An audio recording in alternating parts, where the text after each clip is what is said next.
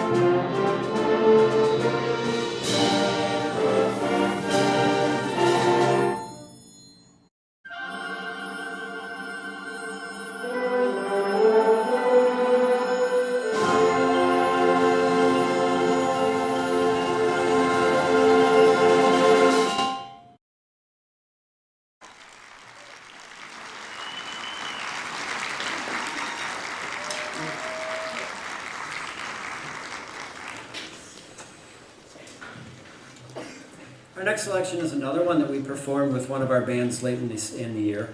Gabriel Fauré, excuse me, French composer, early 20th century French composer. And he wrote this absolutely haunting and beautiful, I don't want to call it slow because it keeps moving along, but it just feels slow at times. It's called the Pavane. And Pavane is a very slow dance that is generally written about someone who has passed away. It's usually in honor of. And in this case, there was no specific inscription as to who it was dedicated to.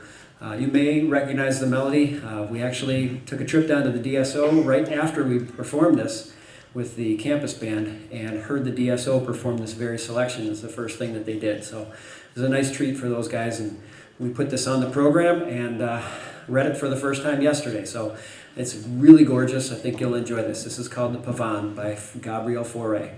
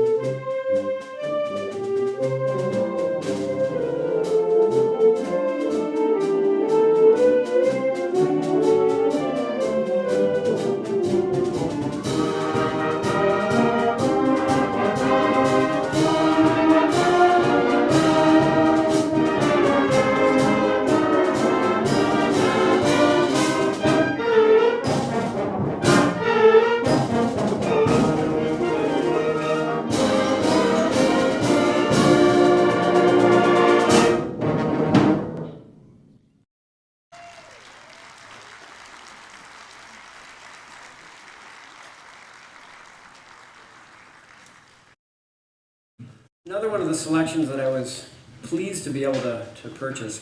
I remember when I was very young, my parents and I and my brother, couldn't leave him out, drove cross country, and at one point we found ourselves in the Grand Canyon. Not in the Grand Canyon, but at the Grand Canyon. And one of the things that I remember hearing, just absolutely indelibly etched into my memory, was Ferdy Groffe's Grand Canyon Suite. And I remember hearing some of the selections, and it's quite a long piece. We're certainly not going to play the entire thing because you'd be here until sometime on Thursday. But the encapsulated arrangement that we have puts together some of the most important themes and some of the more recognizable themes. There are 5 movements to the Grand Canyon Suite, and they talk about everything from the sun coming up to the clip clop of the donkey ride down from the rim all the way to the bottom of the canyon. Talks about the evening, talks about a storm, and then puts it all together into this magnificent finale. And so some of those things are, as I said, really well displayed in this arrangement. So hopefully you'll enjoy this. This is a very recent arrangement, but a very good one nonetheless. So this is several themes from Ferdy Groffe's. By the way, Ferdy Groffe, probably best known to you because he is the one who orchestrated Rhapsody in Blue for Paul Whiteman's orchestra back after it was written by George Gershwin. George Gershwin did not write it for the full ensemble that you heard, but Ferdy Groffe was excellent as an orchestrator. And this one, along with the Mississippi Suite, the Grand Canyon Suite and the Mississippi Suite, are his 2 great compositional claims to fame. So hopefully you'll enjoy his Grand Canyon Suite, themes from the Grand Canyon Suite.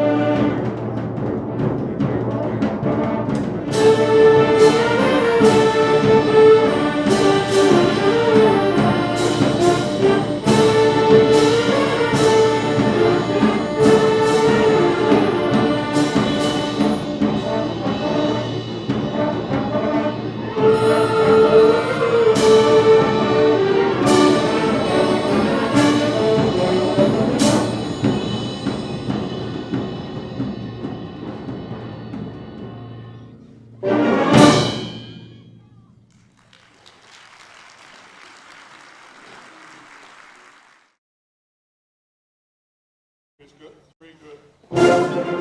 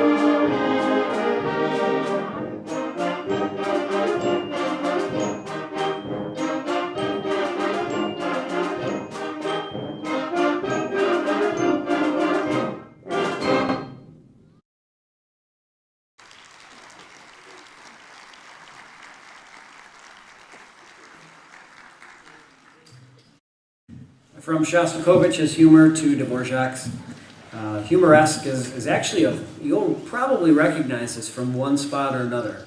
Every once in a while I find this floating through some commercial or in the background in some TV show or in some movie. You wouldn't necessarily know this from a concert setting unless you were a performer of some sort. And it's a very pleasant, very fun melody. Passed it out to the kids and they all pretty much looked at me and said, "What the heck is this?" And we played it, and earlier today there's so much music. And there's even a piece that's coming up right after this, or a little bit after this, that we just didn't get to. And so there's so much music that we put out there.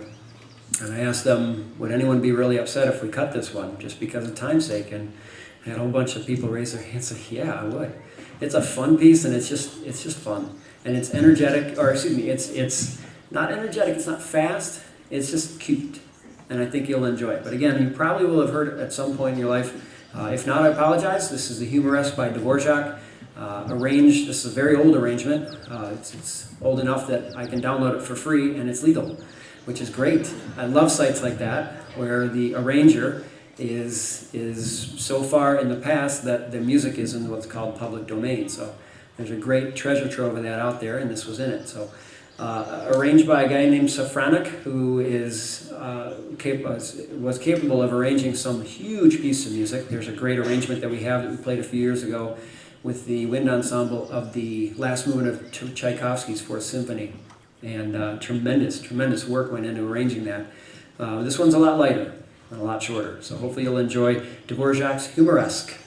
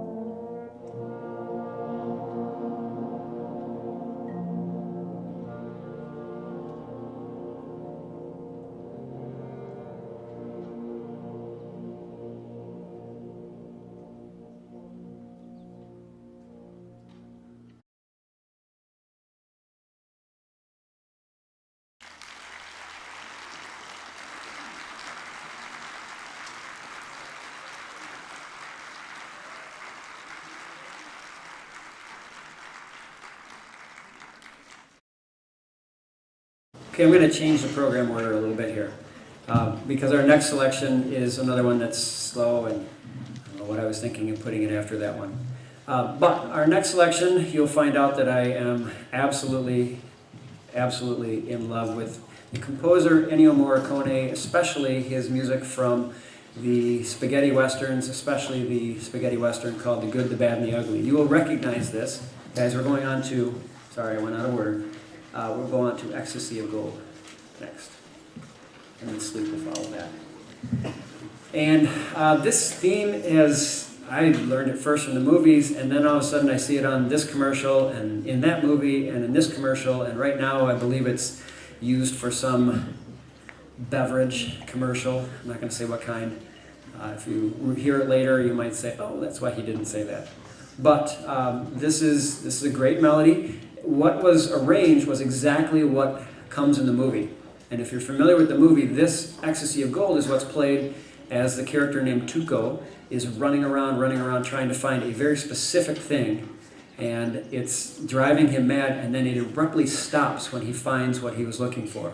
So if you're a fan of the movie Good, the Bad, and the Ugly, if you watch this, you'll go, oh yeah, it really does just stop like that. So Lorenzo Bocci just arranged exactly what it was. So not any great big fanfare, let's hold the last note kind of ending. So it'll just stop. But the melody carries the entire thing. So hopefully you'll enjoy this. I'm pretty sure you're going to recognize it. This is the Ecstasy of Gold, composed by Ennio Morricone.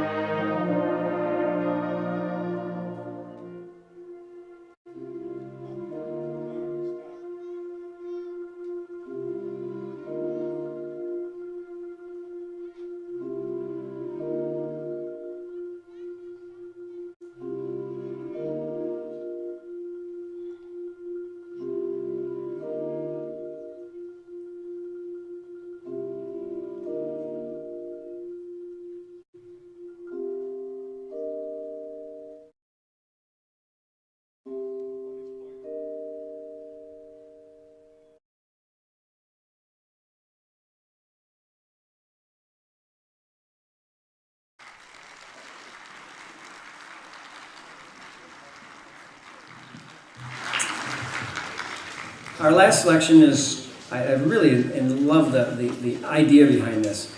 An American Spectacular, it's actually going to end the concert exactly how it began. Our last melody that we play is America the Beautiful. But what it is, it was written as a musical history of American music. And what that means is it's going to start from music from before America was called America. You're going to hear various themes that lead us to that, and the first thing you're going to hear is God Save the Queen. And then you're going to hear some Revolutionary War hymns, some Revolutionary War songs, and then some Civil War songs, and then some songs that transition us into the late part of the 19th century, early part of the 20th century, and up through, as I mentioned, America the Beautiful. So this is our last selection. I would like to again thank, first of all, everyone here for coming out to this performance. As I said, I really enjoyed this performance. It's one of my favorite performances. I wish it would have started maybe at 10 degrees cooler. It started like it is now. It would have been awesome. But we did it. These kids have performed an immense amount of music in the past 2 days. They've performed every single one of these notes 3 to 5 to 27 times, depending on how many times we need to go over it to make sure that it was going to be the best possible. And again, 15 selections it's a lot. It really is. So these guys have not just said, okay, it's a lot of notes, I'm just going to not do anything about it. They've really risen to the challenge. So hopefully with myself, you'll join me in applauding them for the hard work that they put in and the sacrifice of putting in the time when a lot of their friends were just doing nothing, playing video games or going to the park or whatever. So certainly would love to thank them. Love to thank the Township of Orion for allowing us to do this, the band boosters for selling the concessions, helping us haul the stuff. That's what we need to do when we're finished with this, is get everything loaded, get it back to the high school. Hopefully it won't torrentially rain like it did last year, the second we started loading stuff. I'd love to thank the high school and the school board of Lake Orion, and make sure that everyone's aware of just how important it is that they do make sure that our programs are allowed to happen. And that's not the case everywhere in the state of Michigan. And so not even in our area. There are plenty of schools that these students would go to school and not have the chance to play an instrument, would not have the chance to sing, would not have the chance to take out a palette of paint or a glob of clay and turn it into something spectacular.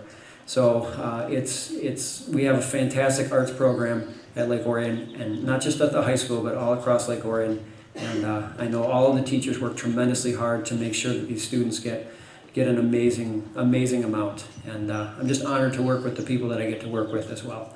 So, as I said, our last selection goes quickly. It's nothing terribly long. It goes right through a whole bunch of melodies. You'll recognize some, you'll really recognize others, and others you'll be probably not even sure that they have anything to do with America, or you might not even recognize them at all. But hopefully you'll enjoy this. Great setting, relatively new, and by Chris Sharp. He wrote it for his own band and then decided to make the arrangement available to everyone just a couple years ago. So this is our last thing. Thank you so very much for coming out this evening. This is, again, a mixture of all of the Lake Orion bands, high school, and even some of the recently graduated 8th graders, and some students that graduated from our program up to 1 full year ago. So again, thank you so much for allowing us to perform and for being here. So this is American Spectacular. Have a wonderful evening, and thanks for coming out.